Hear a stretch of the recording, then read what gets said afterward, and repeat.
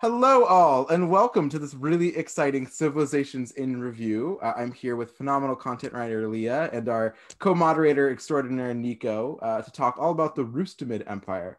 As a reminder, you're watching us live on Facebook, but we're also going to be posting this great conversation and deep dive into this empire on our Spotify, on our website, on our YouTube, and on our Instagram. So you can see us in a lot of places and engage with this great content and learn even more on what makes this empire so special. So I'm going to throw it to Nico to read the one-on-one word intro, and let's jump in. Thanks all for being here. Thank you all for tuning in to Civilizations in Review. Today we've got an exciting empire to talk about. We're going to be talking about the Rustamid Dynasty. So they were an Islamic state that spanned from 761 BCE to 909 BCE in the Maghreb region. So that's Morocco, the Western Sahara, Algeria, Tunisia, Libya, and Mauritania. And the dynasty's capital, Tahert, was located in Algeria and stretched to the Nafusa Mountains in Libya. The Rustamid dynasty was a theocracy renowned for its religious tolerance and its secular teachings. It was ruled by imams who were direct descendants of the empire's founder, and they functioned as the top religious leaders and chief judges of society. This empire was completely, or at least its capital was landlocked, and the Rustamids were active players in the trans-Saharan trade. Wow. Okay. So many things to jump into. Let's talk about trans-Saharan trade. Honestly, the last three words are always usually the ones I jump with. Tell us all about that. We don't have very many Saharan empires, dynasties, kingdoms here. So talk about what did that trade look like? What were they engaged with? And thank you again for being here, Leah. Let's jump in. Yeah, thanks for having me. So that was basically their main interaction, I feel like, with the outside world. Like Nico said, their capital was landlocked, so they didn't have too many nearby allies, and because of that, they really relied on trade to kind of mark them on the map. So they had some allies within the Jewish merchants that they trade with, that was the Radhanites, and also the Umayyads in southern Spain. So they were really kind of their trading partners, and yeah, that's what really put them on the map. Oh, you're muted. They had, they worked with merchants of other groups. So they worked with of all religious groups. Were they a religiously tolerant society? Were there multiple religious groups functioning within the empire? How did their, what were the relations like with other ethnic and religious groups? That's a good question. Honestly, I mentioned to Ben beforehand that most of the resources I found were very, very contained. So I wish I had found more on things like their relations with the Jewish merchants and other groups, but because they were so tolerant, they were definitely tolerant within the community. That's more so what it focused on. What they really focused on was access to the imam with members of the community that were faithful. So it wasn't quite as, of course, there is a hierarchy with who is the leader and all of that, but it wasn't as hierarchical in the sense that, oh, like I am untouchable and you can't come near me because you're just a common community member. They really emphasized just that togetherness within those that were faithful to the religion. But because they were so active in the trade group with the other groups, it makes me feel like they have this tolerance just all around. Because that was just something that came up a lot. I saw just tolerance. So I feel like that would be true, and also not just that part, but they just really focus on access to everybody, which I think was really commendable.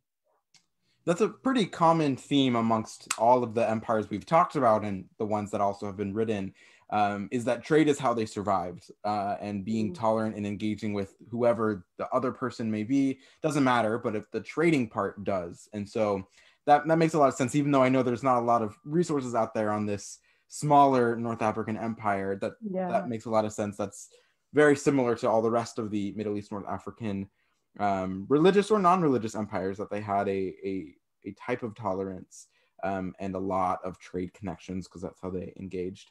Very fascinating, though, that they had this Islamic background, an open society, but a landlocked Saharan. I don't know, there's some unique pieces to this empire, and just jump into more of those that you found fascinating. Yeah, it's kind of paradoxical in that sense, because they are so isolated, yet they had this great trade success, and they're, you know, connecting with the Umayyads across the sea and Jewish merchants. So it's interesting to see a society so isolated flourish in that way. And yeah, not just that part, but they had a kind of opposition going. There were other societies in the neighboring areas that just didn't really want them there. And of course, that eventually led to their downfall by the Fatimids. But they kind of stood the test to all these different trials and tribulations, which I think was really cool for being small and isolated, but yet they reigned for a good amount, you know, about 150 years, give or take. So I think it was, you know, they really stayed strong and, you know, reigned throughout it. Right. And what I found particularly interesting about their reign was kind of, you mentioned earlier the inclusivity within the empire. And what I found the most interesting was that the empire's leader was, you know, seen as a manifest imam as well. And you mentioned how their approach to Islam was having the imam be a member of society and be approachable. Was the leader typically approachable? How do they govern? Well, it was kind of interesting, because some of the sources I read said the reason they had opposition was because the leader was an outsider. He was from the Far East in Persia. So that was something that I think kind of led to some of the conflicts that happened in the area. But he established a system of his descendants would become the new leaders. So I think just having that kind of mindset of being open within the community, and also just him being an outsider as well, kind of helped mold his reign and how the dynasty ruled throughout it. Fascinating. I mean, kind of going off of that, they're a pretty unique school of Islam. They're Ibadi, as far as I'm aware, which is not Sunni or Shia. It's a third perspective school study aspect of Islam. Do you know a lot about the Ibadi community or how the Rustamids practiced? A little bit. There was this mention of Ibadi within Kharijite Islam, if I'm pronouncing that correctly. So Kharijite Islam was definitely focused on these intellectual aspects of society, definitely preaching the part we talked about with access to all. And so it was, even though it of course reigns under the umbrella of Islam, it was still, again, something that was going against the Rustamids. That's kind of something that set them apart, because they were not part of the other, you know, Shia and Sunni. But because of that, they actually were very, they had a big role in the dissemination of Islam throughout the region. So again, something that I think is really cool about the Rustamids is you have these things going against them, but they still made such a huge impact throughout the region. So I thought that was pretty fascinating too. I love that. I've studied quite a lot of Ibadi Islam specifically. It's we're not going to get into it here, but it's a very, you know, different focus. In essence, the schism between Sunni and Shia Islam was who would be the ruler of the caliphate after Muhammad passed. The Ibadi community rejected any of those leaders and said that the relationship is with God, but we're still traitors. Very, very quickly. Leadership was amazing. That. But it's fascinating because modern Ibadis, and you talk about this a bit in your modern influence section, are in Oman and like Libya, Tunisia. And it's pretty clear to me that the Rustamids are the reason for that pocket of Ibadi Islam specifically. Not really anything more to say unless you want to bring more into the religious components, but I just find that so incredibly fascinating and wanted to mention. Yeah, same. Cool. Thanks. Yeah, I think that's so cool. Go for it, Nico. Perfect. No, that's going off of what I wanted to ask, really, because I personally find religion to be really fascinating. But I'm curious, outside of starting having their own unique take on Islam that kind of differentiated itself from Sunni and Shia, what other influences have they left on the region that we see, today? Right? What legacy did they leave? Good question. Well, definitely, yeah, the Islam was a big part. And well, when they were defeated by the Fatimids, I think that's kind of when another part of the influence started. It shifted a little bit. So they had to flee to the Sadrata desert. And so they kind of, again, just started from the ground up, which I think just shows their persistence throughout all of this. Something that I read was about the way they utilized the resources once they got there. There was a little bit about the art and the architecture that they left behind. I think there was a mosque of ruins that they found, again, leading back to their religious influence. But to me, it just all of this information tells me that they're definitely resourceful. They're using what they have in the worst of circumstances. Like I said, they literally had to flee their homes, go to this isolated part that they were not familiar with, and they somehow knew how to adapt the land to what they needed. They kind of built these like plantations and utilized the water that way to create a new society. So I think that was kind of their legacy, just being very resourceful. I'd really, really love to hear that, because I think this is a pretty non-conquesty, that's not a word, but Yeah. that and their emphasis of this empire was not really conquest or land incursions or military battles, from what I'm hearing, and please correct me if that's not true. And so they relied on this trading prowess that they have and sort of ingenuity, innovation. That's a pretty unique take on a lot of these empires, and maybe it's a shame they only lasted for 150 years. Although clearly their influence is still seen today, but that's really fascinating to me. Many of the other empires, fought each other, then they lost, and then the new person took on, and then they fought, and then they lost, and then the new right? That more of that linear section. But it seems here that the Rustam founder and then the Rustamids following, really prioritize this ingenuity and irrigation techniques and trading. I just find that so interesting. Was there a military aspect to this empire, or were they largely really trading and builder type people? Yeah, that's pretty much all I saw. I guess the only fighting part would be kind of the start of it all. There were some rebellions going on, with the Berber tribes, but they eventually created an allyship, and they were really set on the part of the Khawarij Ibadi sect of the religious tolerance and the access to the imam. So a fight actually turned into an allyship. So I did not read about any battles. So it's pretty impressive.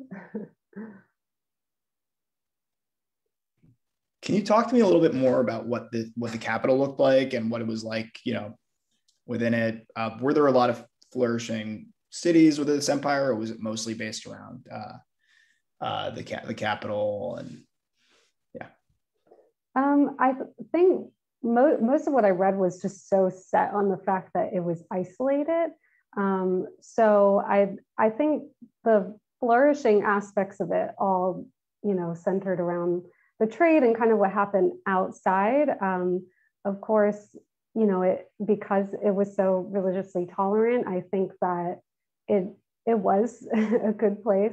But yeah, and most of my research was definitely focused on, so isolated. There are people, that have it out for the Rustamids, that are against them. So it's really just kind of their impact of their outside economic success. I mean, I don't mean to just keep going back to religion, although, that's, I think all three of us find that quite fascinating. This is only 100-ish years after the founding of Islam. So this is probably one of the first, if not simultaneously first, Islamic empires in North Africa. And I think that's something that is very much overlooked, clearly, since only one or two main sources you could find. But the legacy of expanding all of the countries that you listed are all very much Muslim countries today. The Rustamids maybe brought that as they traded into North Africa. Who knows?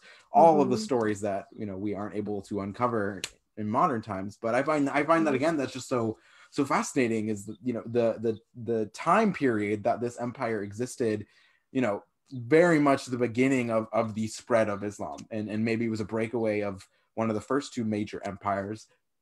Who knows? I mean, this is me just speculating, and all of the other empires on our site, and sort of putting this puzzle together. But it definitely emphasized that they were responsible for so much of the dissemination of Islam, and there were missionaries within the dynasty. So I think you were absolutely right on that.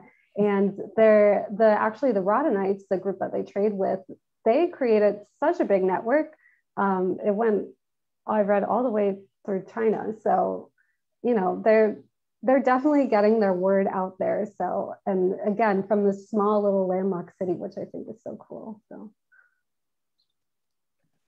So what I'm always curious to hear about with, any of the civilizations that any of the content writers have done is what the research process was like, especially because, sometimes sources are just so hard to find, or there's that academic paywall. So if you can, kind of run me through how that process was for you. I always found that kind of interesting. Great question. Yeah. I honestly felt like I was back in school. I had a research paper. It was kind of an intense, as you both know, intense process. Definitely I found, like I said, kind of the same ones that were coming up. And it was a little bit difficult because I found one that seemed to have, this was the first source that I found, seemed to have all the basics down. And then I saw a few more that seemed to kind of contradict that. And so, the process, it could be confusing at times, but I definitely saw that there were, some academic sources that were the ones that contradicted the first one. So I definitely went with that. And yeah, it was a little difficult to find everything that pertained exactly to, all the topics that we as content writers have to do. But, I think in the end, there was enough with, like I said, their economic success with trading and how they created these irrigation systems later on. So, in the end, I just did a little bit every day. There was a 2-week period where I had my deadline, and I just, within a week or so, I tried to do a couple sections every day just to get it down. And luckily didn't have too many edits, because as you know, when you have to change the structure of something, then you have to recount everything. So it was definitely a challenge, but it was kind of fun getting back into writing and just seeing what I could do with that. I'm glad you enjoyed it. That's the point. It's a fun challenge. I think for the empires that are less well known, this is actually an easier assignment, because there might only be 101 words out there of modern research on it. I know some of the more well-known empires had a lot of rounds of edits, just because to get it down to 101 words was quite difficult. And I will say to that, you are all, Rustamids, I think, are pretty much set, unless maybe a couple hundred more words there. But for the larger empires, many, many, many other articles outside of the 101 sections can definitely persist, and we have a lot of really cool other articles out there. But I appreciate that you conquered this challenge, and now you're speaking triumphantly about what you wrote about and why you chose it. That is one of my last questions before we wrap up today is why specifically did you choose the Rustamids? What drew you to them as a relatively unknown empire on the list of 75 that we have? Well, honestly, if you remember our conversation, Ben, when we talked about me coming on to Alphysaic, I told you I was interested in North Africa because I studied in Spain, and I taught English in southern Spain, which of course had so much influence from what I learned with the Umayyads. And so I just kind of wanted to see where that North African influence came from in relation to Spain. So I told you I was interested in North Africa, and you said, "Oh, the Rustumids haven't been done yet," and I said, "Sure." So that's basically where it came from. A perfect match. We love it. Yeah, there's a lot of the more current writers now, because we're getting down to the ones that are not very well known, sort of how they were chosen in some order, I guess, have a similar story to yours. But I wasn't sure if there was anything more than the conversation we've already had on why. Sorry, it's not that interesting, but yeah.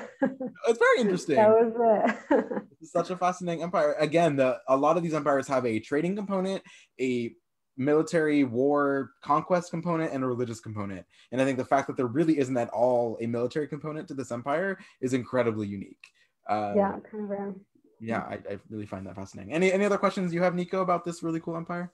Sure, just because we have some time, I guess, on a day-to-day basis, living in southern Spain, tell me a little bit about like the North African influence you saw. I know that there's a big history behind it, but I guess what interested you the most, right? This could be about the food, the history, the smells, like when you're walking around, like run me through it. That's such a good question. Well, so where I lived in Spain, I was in a small city called Huelva, which wasn't like the architecture and stuff, you couldn't tell like every day. But there was such an influence. But so my first introduction to international travel in general was Sevilla, Spain, when I went with my AP Spanish class in high school. And Sevilla obviously has so much history with the Umayyads and their rule. So just, I think it just kind of started with architecture. It's just so beautiful, so grandiose. And then also, Ben and I talked about this as well. I love Spanish, I love speaking it. And you can tell there's some of the similarities, I'm sure, Nico, you can point to this too, between Arabic and Spanish, that there's definitely those influence there. So I think it was a combination, of the history, the language, love the food, of course, that's a big one for me.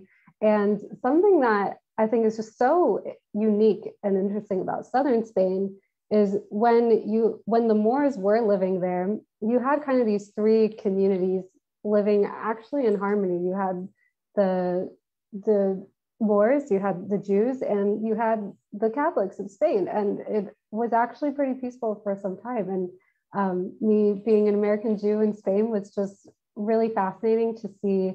There was the old Jewish quarters, like right next to the Muslim quarters, and especially in Cordoba, you see so much of that. There's so much evidence. So it just felt really special and just, something close to home. So I was just fascinated by it. Toledo's like that too. Like you go by, definitely. Like Jewish influence. It's really interesting. I love Spain. Yeah, same here. Well, clearly, I think the two of you need to do a combo article on southern Spain's, North African roots. Please run with it.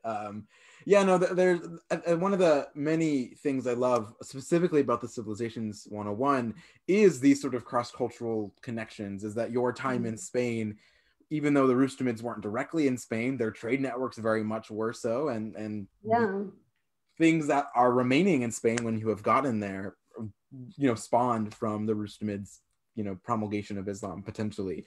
And so, for that to connect you to this great article, and then the one that you both do in the future of Spain's Arabic connections, I'm gonna volunteer, tell both of you. I think this is happening now.